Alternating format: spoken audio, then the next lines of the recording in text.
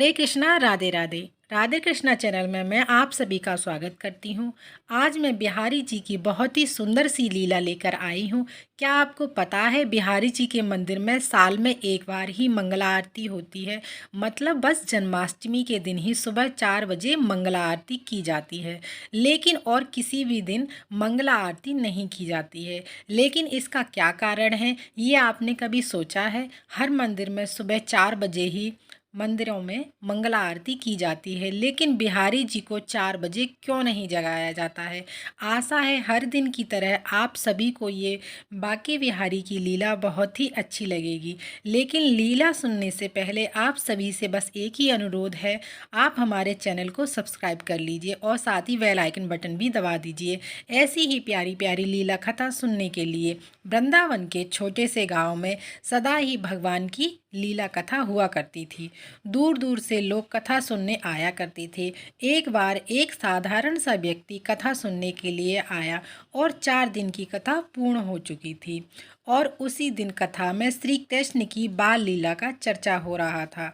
बाल लीला को सुनकर वह इंसान बहुत ज़्यादा खुश भी हो रहा था और दुखी भी। भगवान को ये सारे इंसान मिलकर गैया चराने को भेजते हैं। हमेशा कहते हैं ये भगवान है, ठाकुर जी के प्रति ये कैसा प्रेम है लोगों का। क्या ठाकुर जी को परेशानी नहीं होती होगी? ठाकुर जी धूप में जाएंगे तो कितना उनको तकलीफ़ होगी, उन्हें गाय चराने के लिए भेजते हैं। क्या ये इंसान इन बातों को नहीं जानते हैं? अब तो मुझे ही कुछ करना पड़ेगा। यही सोचकर वह व्यक्ति अपना गांव, अपना घर सब कुछ छोड़कर वृंदावन बांके बिहारी के मंदिर आ जाता है। मंदिर में आकर पुजारी जी से कहता है, अच्छा पुजारी जी, आप तो बड़े ही अजीब हो, बड़े ही ज्ञानी हो, फिर भी आपको ये कुछ नहीं पता। ठाकुर जी से प्रेम भी करते हो और उन्हें गैया चराने को भी भेजते हो। ऐसा क्यों करते हो पुजारी जी आप? पुजारी जी जब ये बात सुनते हैं तो पुजारी जी कहते हैं, ये इंसान तो बड़ा ही मूर्ख है। तो पुजारी जी कहते हैं, तो बिहारी जी का काम कौन करेगा? वो भक्त बोला, मैं अपना गांव और घर सब कुछ छोड़कर आया हूँ। आज से सारा काम बिहारी जी का मैं ही करूँगा। मैं ठाकुर जी की गैया चराने जाऊँगा। आज से बिहारी जी कुछ भी नहीं करेंगे, सारा काम मैं करूँगा। बस वो आज से मंदिर में आराम करेंगे। पुजारी जी भी सोचते हैं, चलो अच्छा हुआ, अब तो मुझे गैया चराने के लिए कोई आदमी नहीं रखना पड़ेगा और किसी को पैसे भी नहीं देने पड़ेंगे और मैं इसी को गैया चराने को भेज। पुजारी जी भी बोल देते हैं, ठीक है, बिहारी जी की सारी गैया तुम ही चराना, जिससे बिहारी जी को कष्ट नहीं होगा। और वह अगले दिन से सारी गाय चराने के लिए चला जाता है और पुजारी जी उस भक्त का खाने पीने का भी बहुत ख्याल रखते हैं। और अगर किसी दिन वह भक्त बिना खाए चला जाता तो वह पुजारी उसके लिए खाना भी लेकर जाते थे। लेकिन एकादशी के दिन पुजारी ने व्रत रखा था, उसी दिन खाना नहीं बना था, जिस कारण से पुजारी जी उन्हें खाना पहुंचाने नहीं गए। अब तो भक्त क्या जाने एकादशी क्या होती है, वह भूख से व्याकुल हो रहा था और भोजन का इंतजार कर रहा था।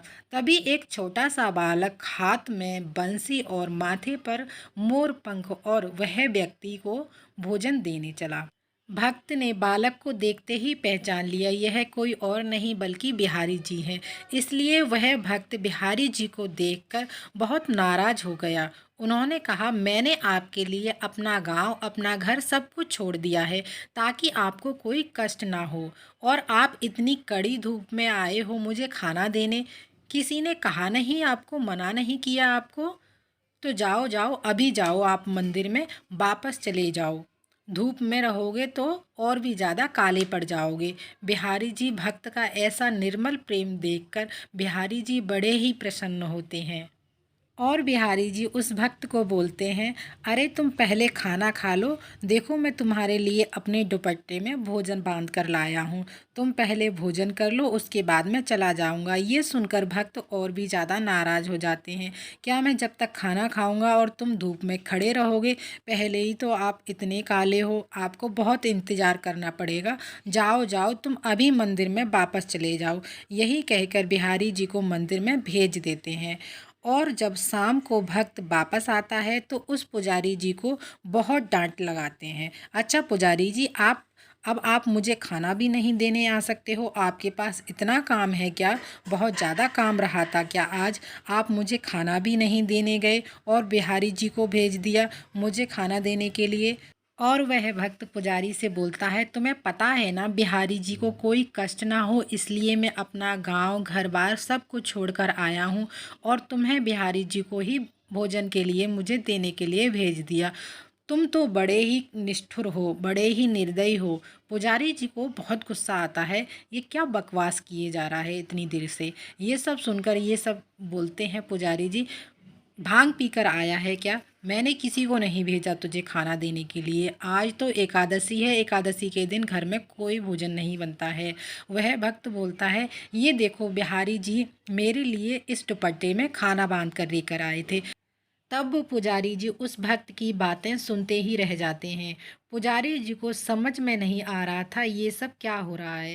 तब पुजारी जी सोचते हैं ये इंसान कोई साधारण इंसान नहीं है जिसे बाकी बिहारी जी प्रभु जी स्वयं भोजन देने जाएंगे, और मैं कितने वर्षों से यहाँ बाकी बिहारी भगवान की सेवा अर्चना कर रहा हूँ और मुझे प्रभु ने अभी तक दर्शन नहीं किए, और ये भक्त कैसा है जो इसको स्वयं भोजन देने के लिए गए। वह पुजारी जी सोचते हैं, लगता है ये बिहारी जी का कोई परम भक्त है, और मन ही मन पछताते हैं।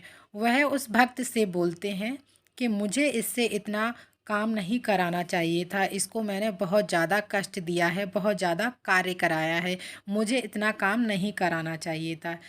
देखो तुम कल से गैया चराने नहीं जाओगे। वो भक्त बोलता है, अगर मैं नहीं जाऊंगा तो कौन जाएगा? वो पुजारी जी बोलते हैं, मैं किसी और व्यक्ति को इस गायों को चराने के लिए रख लूँगा, पर तुम कल से गाय चराने के लिए नहीं जाओगे। तो मैं यहाँ क्या करूँगा? मैं तो सारा अपना घर बार और गांव छोड़ करके आया हूँ इसी कार्य के लिए, यही कार्य करने के लिए, और आप मना कर रहे हैं। वो भक्त बोलता है, मुझे कोई और काम दे दो। वह पुजारी जी बोलते हैं, आज से तुम बिहारी जी के मंदिर में ही चौकीदार बन जाओ। वो भक्त बोलता है, चौकीदार का क्या काम होता है? तब पुजारी जी बोलते हैं, बस तुम्हें ये ख्याल रखना है, मन रात को जब मंदिर बंद हो जाए तो उसके बाद ना तो कोई अंदर आए और ना ही कोई मंदिर से बाहर जाए, बस तुम्हें इतना ही देखना है। वो भक्त बिहारी जी के मंदिर में चौकीदार करने लगा और बड़ा ही प्रसन्न होता है। और उसी रात को उसके जीवन में एक घटना घटती है। रात के लगभग 1 बजे होंगे और एक सुंदर सा बालक मंदिर से बाहर की तरफ भागा जा रहा है, लेकिन वह भक्त उसको पकड़ ही नहीं पाता और सोचता है, इतनी रात को मंदिर से कौन बाहर जा रहा है, ये कहाँ गया, और समझ में भी नहीं आया, और थोड़ी ही दूर दिखने के बाद उसके बाद दिखा ही नहीं। यह बार बार वह भक्त सोच रहा था और मन में यही सोच रहा था, अगर गया है तो वापस भी तो आएगा ज़रूर, मैं तभी इसको देखता हूँ और तभी इसको पकड़ लूँगा। अब ये मंदिर के अंदर कैसे जाता है मैं भी देखता हूँ। मैं पूरी रात नहीं सोऊंगा और गेट की तरफ नज़र गड़ाकर बैठ जाऊंगा। जब रात के लगभग 3 बजे थे वह बालक वापस आता है। वहीं पर चौकीदार ने उस बालक को पकड़ लिया और उस बालक को देखते ही वह भक्त पहचान गया, यह बिहारी जी हैं। अरे बिहारी जी, तुम इतनी रात को कहाँ गए थे? बिहारी जी मुस्कुराते हुए बोलते हैं, मैं निधि बन गया था रास रचाने के लिए। वह बालक बिहारी जी बोलते हैं, अब मेरा हाथ तो छोड़ दो और मुझे अंदर जाने दो, वरना कोई पुजारी आ जाएगा। मुझे कुछ देर विश्राम करने के बाद मंगल आरती के लिए भी तैयार होना है। यह कहकर बिहारी जी मंदिर के अंदर चले जाते हैं। दूसरे दिन जब वह रात को 1 बजे निधि बन जाने को बाहर आए, तब उस भक्त ने बिहारी जी के हाथों को पकड़ लिया। नहीं नहीं बिहारी जी, आपकी रक्षा के लिए मुझे यहाँ यहाँ पर रखा गया है, और मेरे रहते हुए आप बिल्कुल भी अकेले नहीं जाओगे, इसलिए मैं भी आपके साथ चलूँगा। ठीक है, जब मेरी रक्षा का दायित्व तो तुम्हारे ऊपर है तो ठीक है, चलो निधिवन चलते हैं। और बिहारी जी के साथ निधिवन पहुंचता है, और निधिवन के गेट पर पहुंचकर बिहारी जी बोलते हैं, तुम यहीं रुको, तुम यहीं पर रहो, तुम्हारा आगे जाना ठीक नहीं है, निधिवन के अंदर बिल्कुल भी प्रवेश मत करना। मैं अकेला ही निधिवन जाऊंगा, जब वापस आऊंगा तब दोनों साथ मंदिर चलेंगे। निधिवन में जाकर बिहारी जी राधा और गोपियों के संग रास करने लग जाते हैं, और तभी बिहारी तभी बाहर बैठे भक्त को कुछ अजीब सी आवाज़ आती है। उसे लगता है अंदर क्या हो रहा है, अंदर ऐसे लग रहा है जैसे नृत्य की आवाज़ आ रही है अंदर से। तभी इतनी ज़ोर ज़ोर से पायल की आवाज़ आ रही थी, लेकिन इतनी रात को कौन नृत्य कर रहा होगा, यही सोचकर वह निधिवन के अंदर चला जाता है और वह देखता है भगवान श्री कृष्ण राधा रानी और गोपियों संग रास रचा रहे हैं। ये देखते ही वह सोचता है और वो भक्त बोलता है, अरे मैं तो सोच रहा था बिहारी जी कुछ अच्छा कार्य करने के लिए आए होंगे, लेकिन ये तो छोरियों संग रास रचा रहे हैं। मैं तो सोचूं मेरे बिहारी जी इतने दुबले पतले कैसे होते जा रहे हैं। दिन में भक्तों को दर्शन देते हैं और रात को यह छोरियों के संग नृत्य करते हैं, इसलिए मेरे बिहारी जी इतने दुबले पतले और काले पड़ गए हैं। अपनी तबीयत का बिल्कुल भी दिन भर ख्याल नहीं रखते और ना ही ये रात को ठाकुर जी आराम करते हैं। मैं अपने ठाकुर जी को दुबला पतला नहीं होने दूंगा। ये सब बात सोच ही रहे थे, ठाकुर जी नृत्य करते करते अपने पैर को जमीन में जोर से रखते हैं और तभी ठाकुर जी के पैर का पायल टूट जाता है और वो मिट्टी में बिखर जाता है। पायल को टूटा हुआ देख भक्त बहुत परेशान हो जाता है। अरे ठाकुर जी के पैरों में वो पायल का टुकड़ा ना चुभ जाए, इसलिए वह भक्त भाग कर जाता है और उस टूटी हुई पायल के टुकड़े अपने हाथ में उठा लेता है और सारी पायल के टुकड़े उठाकर अपने एक वस्त्र में बांध लेता है। बिहारी जी भक्त से बोलते हैं, अरे मैंने तो तुम्हें कहा था बाहर इंतजार करने को, तुम अंदर क्यों आए।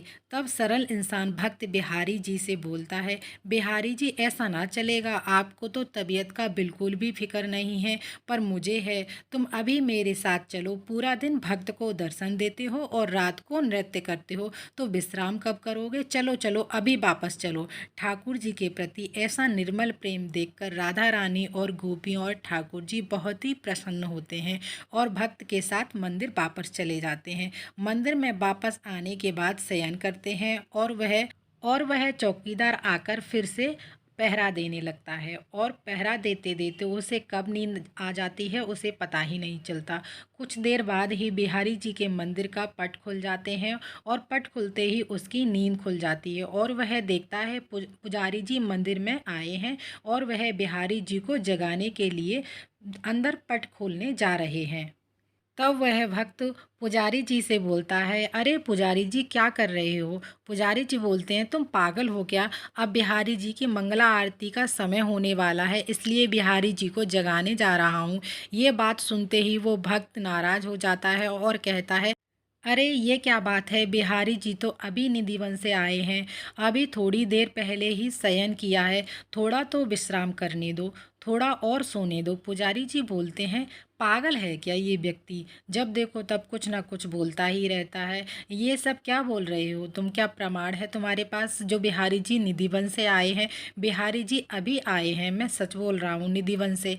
उस भक्त के एक वस्त्र में जो टूटा हुआ पायल बंधा हुआ था उसे पुजारी जी को दिखाता है और कहता है, ये देखो नृत्य करते करते ठाकुर जी की पायल भी टूट गई है, इसलिए मैं समेट कर अपने वस्त्र में बांध कर ले आया हूँ। पुजारी जी पायल को देखते ही पहचान लेते हैं और पुजारी जी के मंदिर में प्रवेश करने के बाद बिहारी जी के पैरों को देखते हैं। तब उनको बिहारी जी के पैरों में एक ही पायल दिखती है और तब वह पुजारी जी समझ जाते हैं यह बिहारी जी की ही लीला है और मान्यता है कि उसी दिन से बिहारी जी की मंगला आरती नहीं होती है और सुबह 7 बजे से 7:30 बजे के लगभग ही लड्डू गोपाल मतलब बिहारी जी को जगाया जाता है और शयन श्रृंगार भोग आदि के बाद दर्शन के लिए बिठाया जाता है।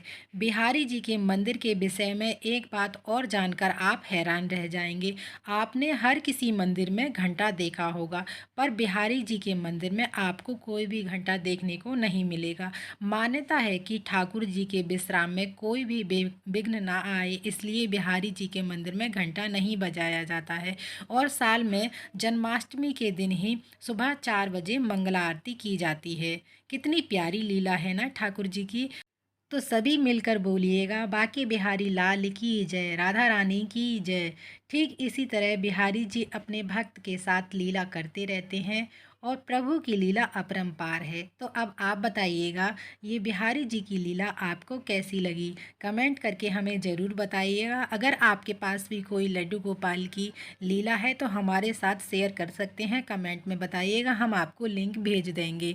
ऐसी ही प्यारी प्यारी लीला देखने के लिए और वीडियोस सुनने के लिए आप हमारे साथ बने रहिएगा। मिलते हैं अगली वीडियो में, तब तक के लिए आप सभी को मेरे राधे राधे, जय श्री कृष्णा।